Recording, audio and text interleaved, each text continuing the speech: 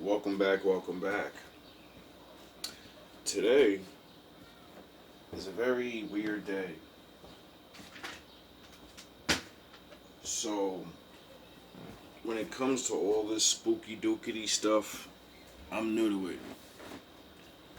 Now, um, I use everything and learn from things because everything has information, right?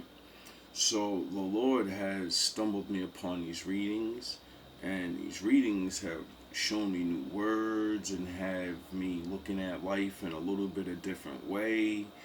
Um, in just so many ways, right? And then it made me notice like the numbers that you may walk past and never notice, just certain things, right? And then with all that knowledge, I use it on all my science knowledge, the conspiracy videos, and the truths that have coming now. And, then I go back and look at the book and be like, did my daddy say any of that stuff? And then I go, okay. And then I'm so, I'm, I don't even know un, I don't even know where I'm going with this. It has to do with my life though, because it has to do with a lot of fucking things. And then all of these spookity dooky things I talk about and I hear, it's just very strange. I remember I recently wrote a bar where I said all I see is 222 and da da da, right? And that's because I was told in readings, oh, like you're gonna see these numbers and blah blah blah, and everything that I go through in my life, I start to write about it. Then there's sometimes when I call it automatic writing, but it's not really automatic like how they say. There's a skill where you can I think it's like a demon or something, or an angel. Either way, good guys and bad people say they have written stuff in a way where they're like, wait up, how did I fucking write this? I'm good, but I ain't that good. And, you know? So, me studying rap and forcing myself to do something so much and learn so many different things that as I learn and learn and learn, I will push at doing something so much that it's the only thing within my mind. Like to the point where I like trained to rap where I wouldn't talk to people without rapping. I would make people say words so I can rap them. Like it all day, every day, right? So I'm starting to understand that music is a very fucking powerful thing more than I understand, and it's very ancient. And this video is going to be about Aaliyah because she was one of my favorite singers of all time. I guess because it's my generation, right? You know what I mean? I grew up in that era, but there was something special about her. And as I grew up and learned all the musical bullshit, like we all grow up and see things. See, now everybody will be like, she's a devil worshiper. She does this and she did that, and look at the lyrics and blah blah blah blah blah, right? And I watch those videos, and then I remember things, and then I remember that Aaliyah was one of the first people running around when I was a kid with the one eye symbolism all the fucking time. She's like one of the first fucking people that was rocking that one eye shit. And everyone accuses every star of that does that now of what? Oh, okay. I'm not saying she was. I'm not saying what I'm saying is I'm starting to catch on to things like I said about the ghostwriters and the people that don't get to fucking have a light video I just made up, and I'm starting to. The Lord's doing something, and I'm just here to describe what I can. And so a long time ago, I dissected her videos with the videos of all the other stuff we accuse all these people of. And because nobody does her because she was so loved and everything. But now people are starting to, catch on. And we're going back to our childhood days and saying, wait up, we're accusing all these new motherfuckers of shit. But I remember when I was a kid. And you start realizing, oh, yeah. I'm grown now and I'm telling other people about how these things influence people. And then I'm realizing when I look back at my own past, motherfucker, I was hit when I was beating the head too. What the fuck you talking about? So then I started thinking about, like how the effects of these people have on us. Oh, it's my favorite rap. It's my favorite. So I always say this shit all the time. That's why you have to check the people your kids listen to, because they are going to become them. What the fuck do you think they like them for? They want to be like them. But there are things these people are doing known or unbeknownst to them. See, that's what I'm starting to understand about the game. A lot of people are going to go down as bad guys, and some of them probably are, but there are people, and I'm not saying she's one or she didn't know, I don't know about none of this. What I do know is, you could be tricked into shit because you're a fucking idiot. They always choose young motherfuckers and stupid ass fucking broke people that don't know about shit, and then they make you live this fucking story. And this guy, with his video, this is gonna be a long part series, made me, he did it, and he sees what I see, but he's just pointing out how people copy shit. But me, I'm starting to realize, nah, nigga, they ain't copying. That's the motherfucking plan. That's the thing. That's the only way you can get up. It's a fucking role. It's a something. And they all play it. It's all fucking one, and I don't got time. Advanced people that actually been digging this fucking hole as long as me use or understand where we're going with this. But those that are new to these things, you're just gonna hear a bunch of fucking thoughts and all these things with no information behind them. So you're like, I don't understand what he's talking about, because you have fucking years of videos to watch. You have years of science to learn. You have years of grammar to learn. You have years of fucking the Bible to study. You have years of fucking you don't know things. That's why this shit is. It's a bunch of talking. Well, I'm gonna let this motherfucker start talking and put this shit in perspective for you. Some of us are the thinkers, and some of us are the ones that make this shit sound good. This one's for the open-minded. So I'm gonna need all the skeptics, naysayers, doubters, and don't believe in nothings to step to the back of the classroom, please. Sit your little ass as down. we proceed. In part 3 of the Aliyah series, we're gonna get into more theories surrounding her demise and explore the different female artists that have thrived from the void Aliyah left behind, their correlation to Aliyah, and how Aliyah's likeness inspired many of the trends in the 2000s decade, and even to... Aliyah inspired all the trends. Every fucking singer. See, I wrote a post yesterday and said, yo, if one more fucking artist comes out that Nicki Minaj look, I'm a snap, dog. And then I found, my this video and other, like, Aliyah's been on my mind. And I said, wait up. That's the Aliyah look. They're all doing the Aliyah look. All of them. They all do it. Gotta be a little light-skinned chick that's almost tomboyish, because that's her whole fucking role. I'm a beautiful, bad little shorty, but I'm a fucking thuggo, but she's not a thuggo. She just dresses more boyish. And in the 90s, that was the archetype for all of us. We were running around with chicks that were wearing fucking dudes' clothes, baggy jeans and shit. That was the beginning of, we're gonna make yous become men. To this day. Now, most of this information is circumstantial, and I'm not claiming that anyone outside of Luis Morales directly caused the death of Aliyah. Now, kicking off today's episode, we will start with the Coca-Cola theory. While not widely known, there are a few conspiracy theories about Coca-Cola, the multi-billion-dollar corporation, and it's highly likely that some of your favorite celebrities will endorse Coca-Cola at some point in their lifetime, or in the case of Michael Jackson, have Coca-Cola in their system at the time of their deaths. Nothing too out of the ordinary, but what are the odds that you'll be sporting the Coca-Cola brand in some way, shape, or form at the time of your demise? Superstar Lisa Left Eye Lopez from the group TLC was seen driving in the country of Honduras and was showing off a deck of cards in a Coca-Cola tin case.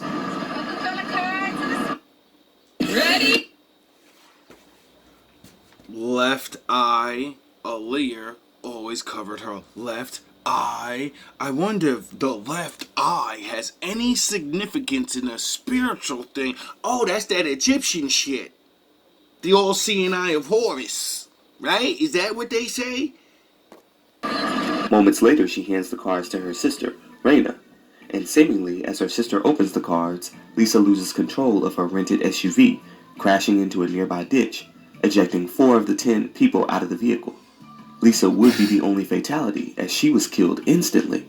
This took place on April 25th, 2002. Rewind just a few months earlier to November of 2001, when pop singer Melanie Thornton, who was in the 90s group La Bouche, was on a Coca-Cola Christmas tour in Germany, and on the very first night of the tour, she would give an interview about the recent 9/11 attacks and said the following. Have more intense joy and intense love and sharing and giving, and in the wake of that, of the September 11 incident, because we all know that tomorrow is not promised, Immediately following this interview, she and a female trio called Passion Fruit would hop on board an aircraft headed for Switzerland, but just moments before landing, the plane would instead crash into a mountain. Lucky number 3. I wonder if mountains have any significance to religious beliefs. Just 2 miles shy of the runway, killing Melanie and 2 out of the 3 band members instantly. And just a few months before that, in August of 2001, we have Aaliyah filming a music video on a beach in the Bahamas, and among the many looks she had, one in particular showcased a hat, and placed in between the brim and the top of the hat, you can clearly see the Coca-Cola logo. Oh, really? I never noticed that. Now, her stylist, Derek Lee, said that the look was inspired by Aaliyah's Jamaican heritage. But still, isn't it a bit eerie? And of course we know how this story goes.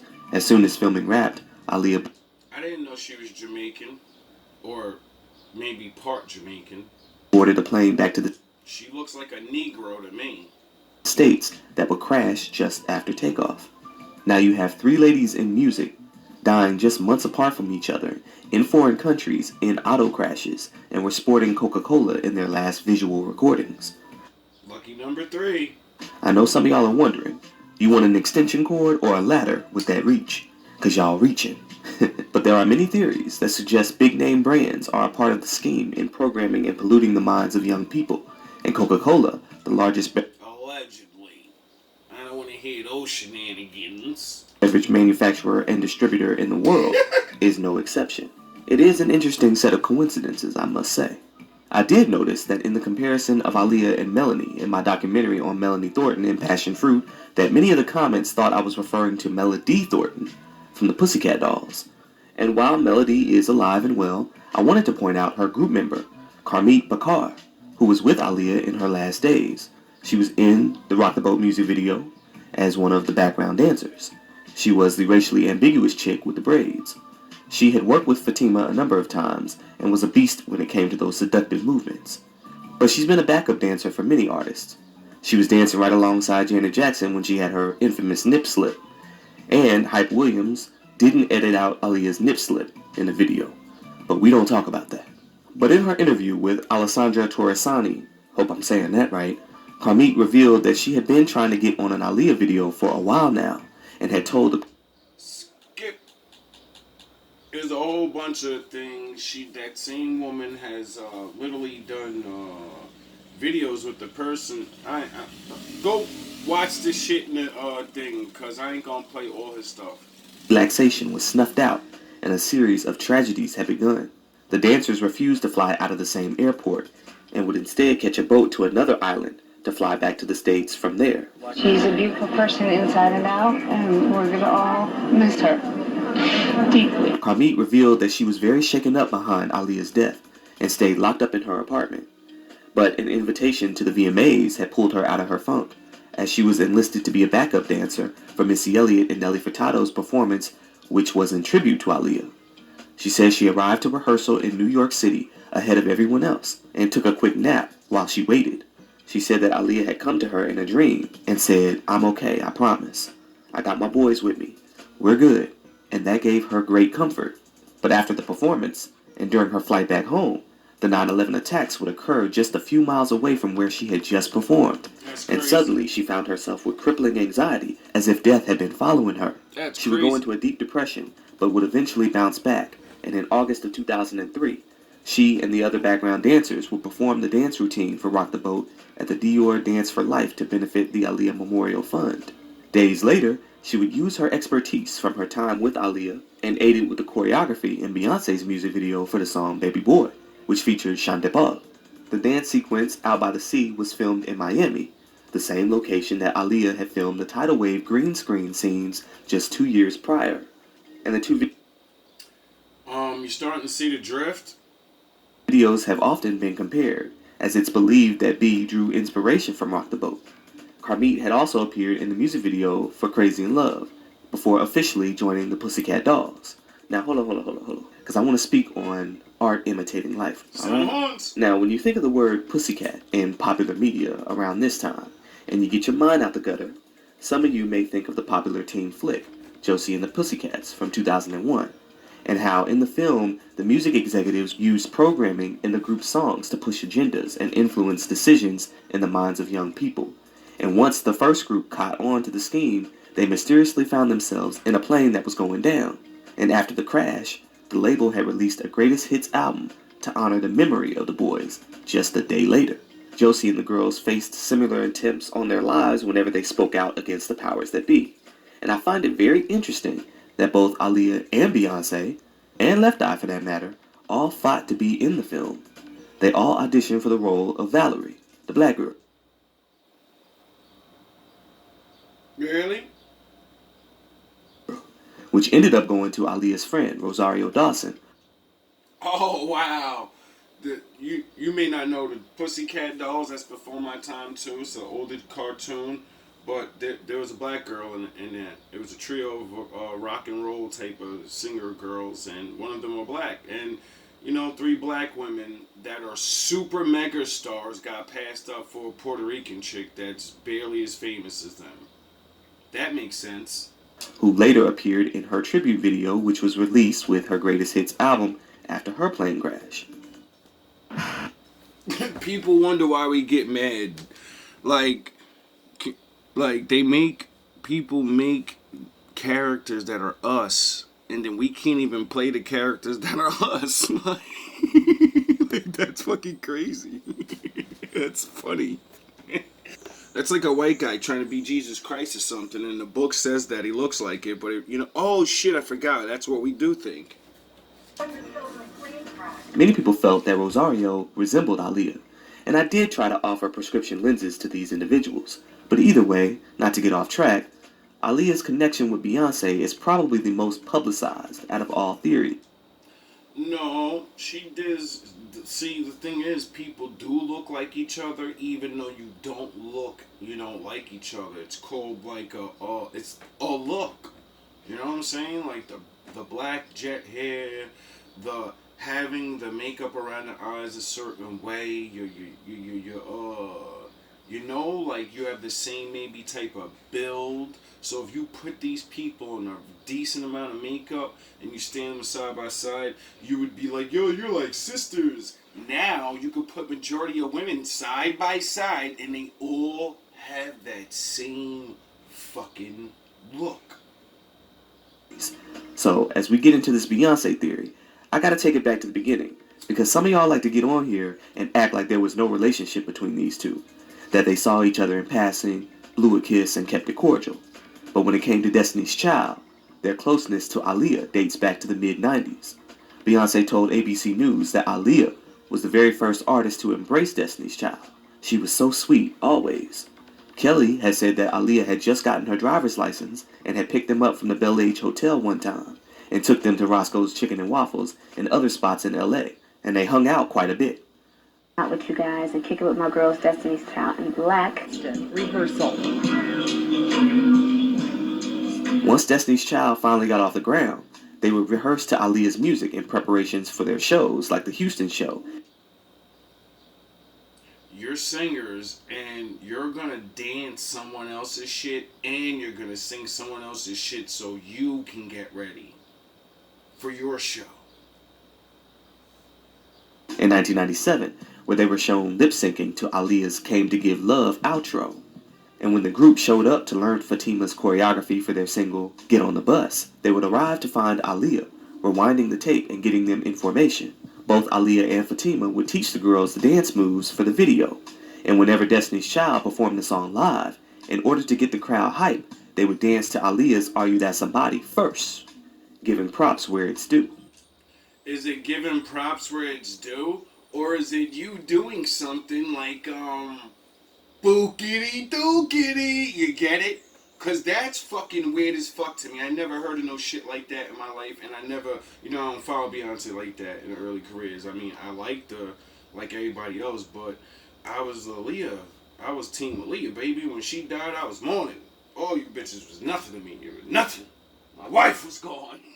You know what I mean? Like, I was devastated. I cried. Like I knew this woman or something. But Aaliyah had always looked out for them. When she was assigned executive producer for the Romeo Must Die soundtrack, she handpicked Destiny's Child's unreleased joint called Perfect Man to be on the album. And when Beyonce's father... So she's not just some singer. She's actually behind the business, and she's a brain. She's, you know what I mean? She's sunning motherfuckers out. Her shit is so dope that they gotta practice to her shit and sing her. You get it? Or, like I said, I don't know what the fuck I'm figuring out. All I know is all this shit is really weird when my Batman mind come on. So I'm not accusing anybody of anything. Like I said, these are all young ass adults. They're there to get that money and be famous and do this and dance this and put dress like that. Alright, whatever. You know what I'm saying? I know if when I was young and wanting to be a rapper, I know if I got signed, motherfucker, I would have been like, I mean, not all this weirdo shit these niggas be doing, but some of these outfits look normal and regular, and I didn't have no knowledge of the Lord or other things where they would have put me in monkey suits and all types of fucking weirdo symbols, and I wouldn't have fucking knew. Matthew Knowles kicked two of the members out. It was Aaliyah, and Aaliyah alone, who reached out to LaToya to offer sympathy. When I went through my situation, she was the only artist that called and asked me how I was doing. Does that sound like a Jamaican to you? Who reached out to LaToya to offer sympathy. When I went through my situation, she was the only artist that called and asked me how I was doing and to check up on me and to make sure everything was okay. And, see, I'm a study of accents and shit, like voices and remembering people's voices. And, like, my father makes me study very rare things that most people overlook, and I don't.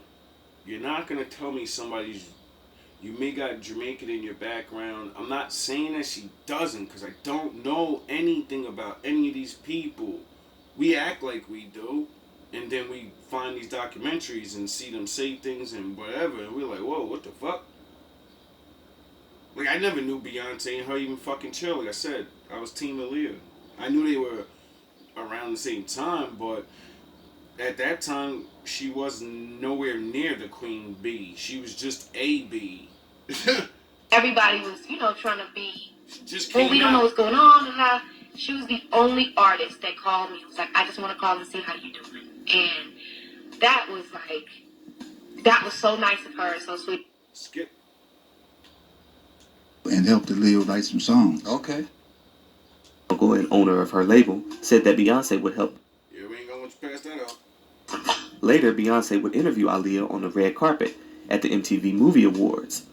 Also, Barry Hankerson, Aaliyah's uncle and owner of her label, said that Beyonce would help co-write on Aaliyah's music. to Beyonce's credit, Beyonce actually came in the studio and helped Aaliyah write some songs. Okay. And she was very. I'm not saying that's impossible, because, talent's talent, but you're saying that a little which this happens a lot, you know what I'm saying? Like, I keep telling y'all, like, a lot of people that is your favorite artist, they didn't write that favorite song, someone fucking else did. You love someone else, and you love the way they look saying someone else's life. And you say, how do they know my life? They don't. Non-egotistical in that point of view, which I appreciate. Beyonce would appear in her first film, Carmen, in 2001. In this film, she wore clothing similar to clothing that Aaliyah wore to the Teen Choice Awards the year prior. Why? In this film, Beyonce's character would be faced with the reality of her impending doom and would be killed before ever getting her dreams out. But in reality, it wouldn't be Beyonce who would die that year. Aaliyah had been filming Queen of the Damned around this time, and the premise of that movie revolved around vampires in the music business who planned to take over the world. But in the end, another vampire would suck the blood from Queen Akasha, who was Aaliyah's character. Really? Eradicating her from existence. The other vampire would then become the new Queen of the Damned. And so... So, one's in a movie about being a singer that's you're going bye-bye, and then the other one's in a movie, because the movie's about a young singer going bye-bye, and, a new one. And then the other one is the Aaliyah started, she's the Queen of the Damned. What does my father call his special children? Get the fuck out of here! The guy just caught on to that. What are they called? Oh, we're cursed. We're damned. So, would oh yeah, she was the queen of us at that time, wasn't she? She's everybody's favorite queen singer, right? Right? Right? I mean, I'm just saying, this is what I'm thinking. I just relate things that I heard and then say, whoa, that's funny. The theory goes as follows. In the year 2000, Aaliyah and her friends had spent much time with Rockefeller Records founders Jay-Z and Dame Dash. Now, both of the men had been feeling Aaliyah, but according to Dame, he got to her first and won her over, which upset Jay-Z. Many people believe... Upset Jay-Z? He upset fucking half of the world.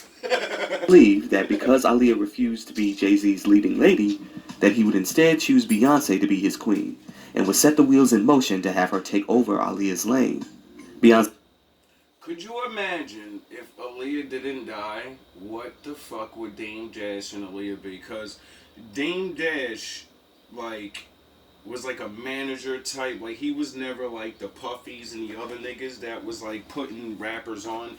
He didn't say, write bars for me so I could fucking spit and act like I'm an artist, you know what I'm saying? He was just what he was supposed to be, the manager, always taking care of business.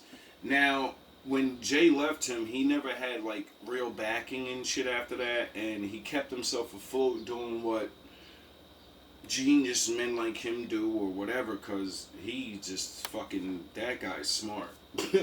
And but what the fuck would he have built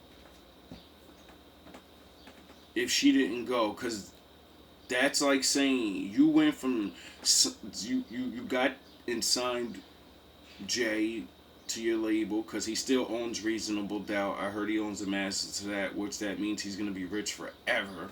And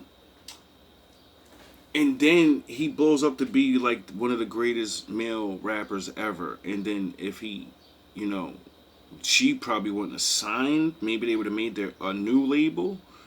What the fuck? She was already the hottest shit out. So that would have mean he would have had the Queen of the Damned. The King of the Damned left, and then he would have had the Queen of the Damned. Right? That would have been a fucking empire. Cause everybody want to do songs with Aaliyah. You had X doing songs, all the hood, people that, I'm starting to think of some weird. Anyway, to be continued. All love, all praise to the Most High. This is a weird rabbit hole.